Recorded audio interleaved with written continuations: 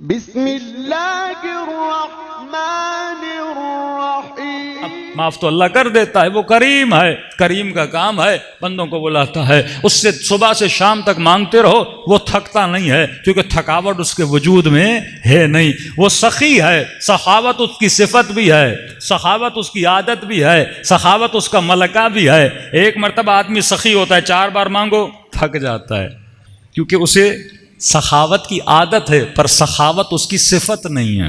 मराहिल हैं, पहले मरहले में तुम्हें आदत होती है। आदत का मतलब क्या? एक बार दोगे, दोबारा दोगे, तीसरी बार तंग आ जाओगे, मतलब अभी तक सिफत नहीं बनी, अभी तक आदि सखी हो। लेकिन जब ज्यादा बंदा देता है तो सखावत इसकी सिफत बन जाती है। जैसे हातम ताई थे, किसी ने कहा तुम हातम को सखी कहते हो, मैं भी सखी हूं। अच्छा, का तुम भी देते हो? हाँ, का मैं भी देता हूँ, मेरा दरवाज़ा भी फ़कीरों के लिए खुला रहता है। तो ये शख्स भेस बदल के निकाब लगा के इसके दर पे मांगने गया। पहले दिन मांगा, उसने दिया। दूसरे दरवाजे पे गया, उसने देखा वही बंदा है, दिया। तीसरे दरवाजे पे गया, देखा वही बंदा है, दिया। चौथे पे गया, उसने कहा मुझे पागल समझा हुआ है, तू बार बार मुझसे मांगने आ रहा है, मैंने 3 दिन तो दिया। इसने उसी वक्त निकाब उतारा, का अभी तक सखावत तेरे वजूद में सिफत नहीं बनी। हातम ताई 8 दरवाजों से कोई जाता था, वो क्योंकि उसकी सिफत बन चुकी थी। सिफत से भी आला दर्जा होता है वो मलका बन जाए। किस तरह आपको समझाने की कोशिश करूं? देखिए, एक मर्तबा आपकी निगाह नामहरम पे पड़ती है, शहवत नफ्स कहता है देखो, लेकिन आपके तो नहीं। मजलिस में गया और मौला की हदीस सुनी कि आंखों को नजिस न करो, आपने निगाहों को झुका लिया। आपने झुकाया, आपने उसको ऑर्डर दिया कि झुक जाओ, वो झुक गई, पर दिल था कि देखूं। पहली बार ये काम किया, दूसरी बार फिर आपने कहा इमाम ने बोला है, फिर आपने झुका दिया। जब रिपीटेडली करोगे अब आदत बन जाएगी, अब मुश्किल नहीं होगा, आदत बन गई। जब लंबा अरसा गुजर जाएगा फिर सिफत बन जाएगी।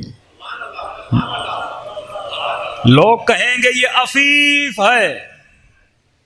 हम 4 दिन इबादत करते हैं, 5 दिन इबादत करते हैं, फिर एक ऐसा गैप आता है, नमाज भूल जाते हैं, फिर थोड़ा बेदार होते हैं, फिर नमाज पढ़ते हैं। का मौलाना 40 दिन नमाज शब पढ़ी, फिर नमाज छूट गई, फिर थोड़े बेदार हुए, फिर थोड़ी हिम्मत की, फिर पढ़ी, फिर छूट गई। लेकिन जब एक लंबा अरसा पढ़ते हो वो सिफत बन जाती है। जब सिफत बन जाती है तो फिर दुनिया कहती है ये ज़ैनुल आबिदीन है, ये सैयदुल साजिदीन है, सैयदा सिद्दीका है, उनकी सिफत है। हाथों के बनाए हुए सच्चे नहीं हैं, सिफतन सच्चे हैं, सिद्दीका हैं। अब जब अगला मकाम है ये तुम्हारा मलका बन जाए, आली तरीन मंजिल, इस्मत जो अहले बैत को खुदा ने दी वो उनका मलका था।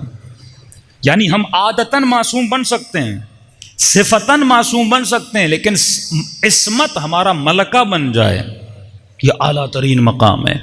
मलका जब बन जाती है फिर आंखों को कहने की ज़रूरत नहीं पड़ती। जैसे नामहरम कोई सामने आता है या आंखें खुद ब खुद बंद हो जाती हैं।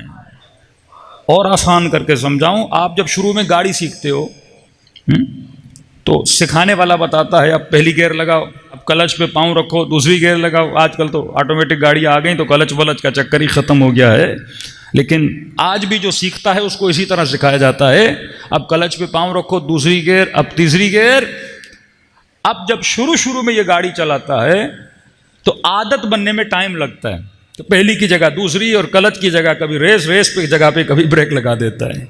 हाँ, लेकिन करते करते क्या हो जाता है, आदत हो जाती है। लेकिन जब आदत होती है उस वक्त भी सोचता है कि रेस पे पाँव देना है, ब्रेक पे पाँव, यानी जहन से बता रहा होता है अब रेस दो, अब ब्रेक दो, अब गियर को चेंज करो। लेकिन एक मकाम आता है ये इसकी सिफत बन जाती है, फिर सोचना नहीं पड़ता।